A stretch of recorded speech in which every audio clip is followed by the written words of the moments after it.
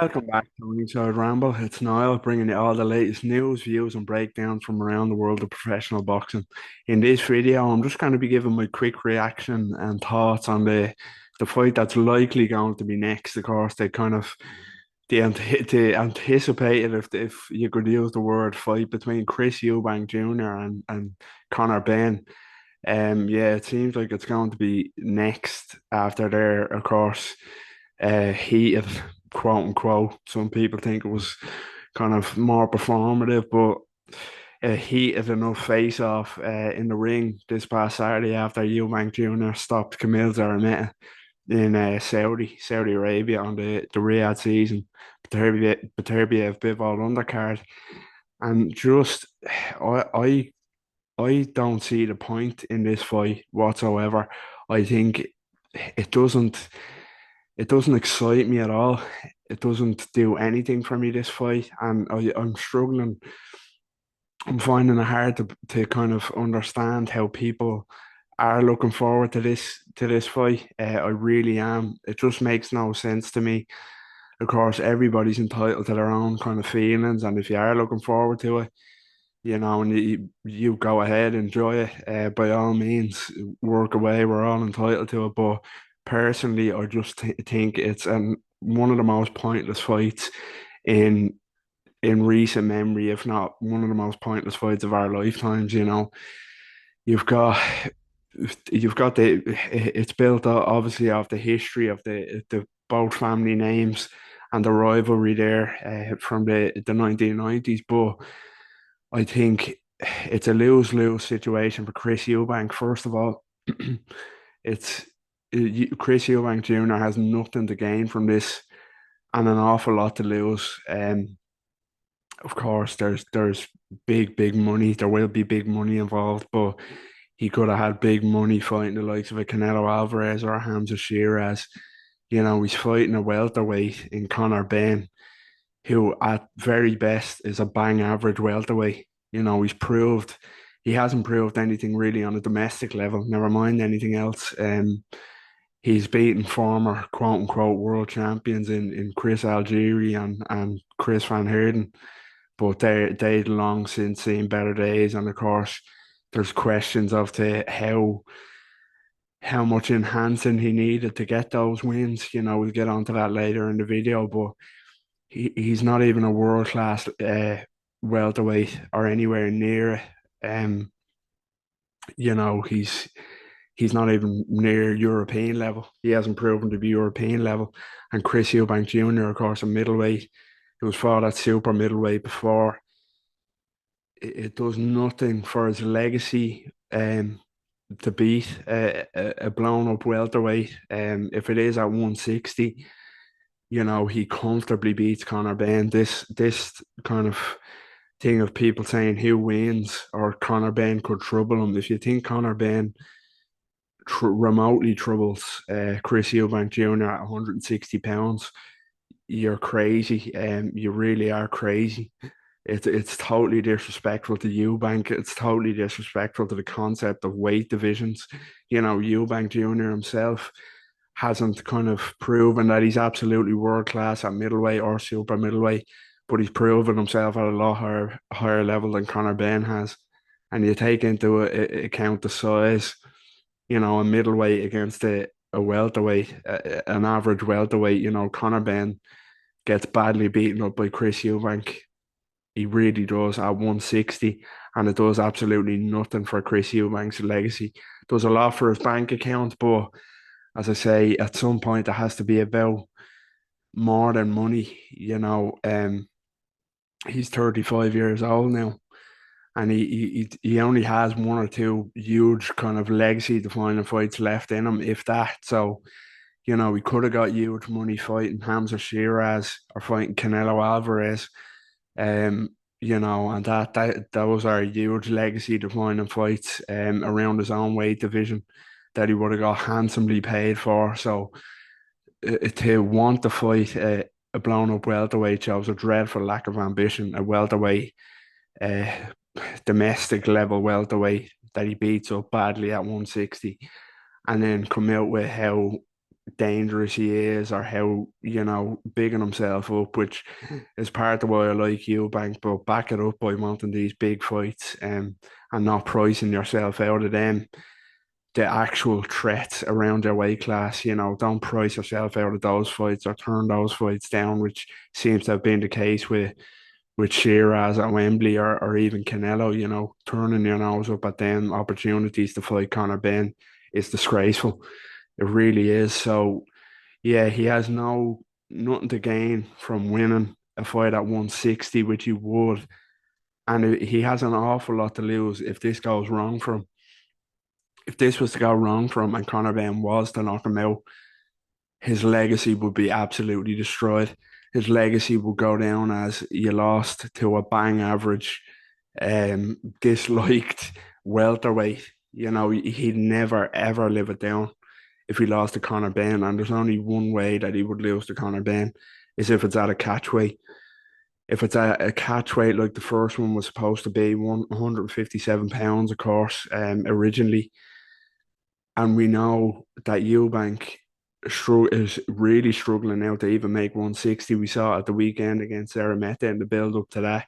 We seen how hard he had to work to get the weight off there, how kind of drained he looked at 160. It's a time to move up now to super middleweight. If anything, not move down for a catchweight fight with Conor Benn, which gives Conor Benn much more of a chance to win. If Eubank drains himself down, and we seen it in the Liam Smith fight. Of course, um, when this fight first got announced as a catchweight of 157 pounds with Conor Benn, and then Conor Benn had to pull out. Well, it was cancelled for, we know the reasons why there.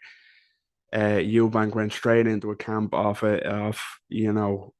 draining himself to make a 160 catchweight or 157 catchweight for that fight, and he got stopped in the first fight against Liam Smith, and not a renowned puncher. And this is Chris Eubank Jr., who was known for having a really solid chin. We saw about super middleweight the shots he took off the likes of a George Groves, a big super middleweight, a big heavy-handed super middleweight, and he got stopped by Liam Smith, who's not known for his punching power. That would have had a lot to do with draining himself below 160, with eyes on the original Conor Benn 157-pound catchweight fight.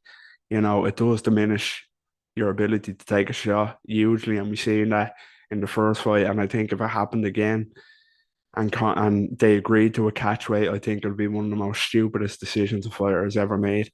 If Chris Eubank Jr. agrees to a catchweight fight with Conor Benn, you're playing right into Conor Benn's hands. If I've mentioned it in the video now a couple of times, if you want to take crazy risks for big money, fight. Don't rebuff an offer of £5 million to fight Hamza Shiraz, or don't turn your nose up at the Canelo Alvarez fight. They're the risks you take for big money that will define your legacy as well. It has to be about more than money at some point. It has to be about legacy as well as money. And if he agrees to go down to a catchweight with Conor Benn has a huge chance purely because of how much Eubank struggles to make 160 nowadays. He'd near on kill himself to make 157 or even anything below that. So yeah, that will be a crazy, crazy decision. It's just a lose-lose situation. As I say, if he wins, well done. You beat a bang average welterweight, and you get kind of personal pride, family pride by winning that. But it's you're expected to beat him comfortably. Anybody who says Conor Benn would have a chance at 160 is an idiot, really. And as I say, if he trains himself lower for a catchweight and gets knocked out, you'll never live it down. That'll be your boxing legacy. Will be to get knocked out by. Will be getting it knocked out by Conor Benn in a real high profile grudge match. And there's also, it's been said before, there's a huge elephant in the room with Conor Benn. This whole thing with the failed tests. the steroid use, the drugs tests, that hasn't seemed to be cleared up at all on especially in the eyes of the British Boxing Board of Control. So it'll be very interesting to see what comes out of this. But Conor Benn isn't in a position where he should be getting rewarded with a fight like this, and what will be a huge paycheck like this, until this is completely cleared up, which it hasn't been at all. It's gone, it's not gone quiet in the eyes of boxing fans, but people around boxing, have gone quiet on it. Even Eubank has gone quiet on it. He's never mentioned it to Conor Benn, the back and forths that they've had. Um, you know, if you were in if it was that personal of a rivalry and that heated, surely you'd be thrown that those failed tests at him every chance you get, to degrade him and to have a jab at him. But he's not mentioned it once, Eubank, whether that's some sort of contractual obligation not to mention it in the build up to this fight. I've no idea, but it's so strange how quiet it's gone. He shouldn't be getting given this opportunity. Not yet, not until his name is cleared, which is far from it. And Eubank should be kind of not encouraging himself, not engaging in this kind of with this fighter who still has so much left to clear his name, so much left to do to clear his name. It's an absolute disgrace, to be honest, that this is happening. It will attract a huge kind of viewing audience. It'll sell out wherever it goes, whether it's in the UK, it will sell out probably the O2, which is crazy to me. And the point of why I made this video is I just don't see the appeal of it at all. Say the family name is there. I don't care. We seen it in the 90s, with two actual top quality champions.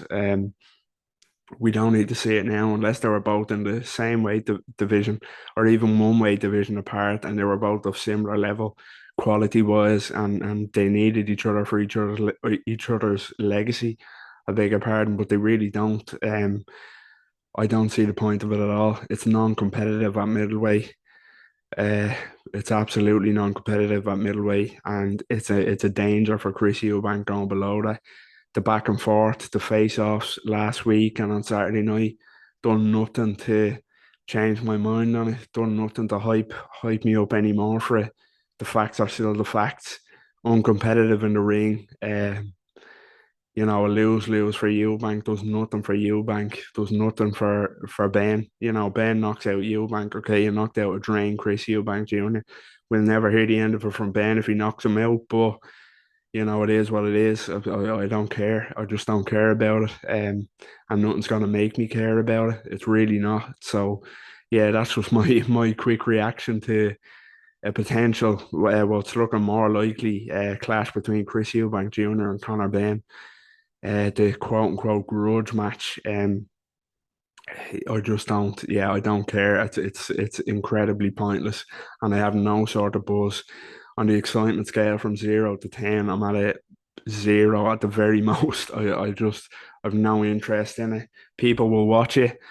Um, I'll probably watch it. To be honest, to contradict myself in this whole video, I'll probably watch it.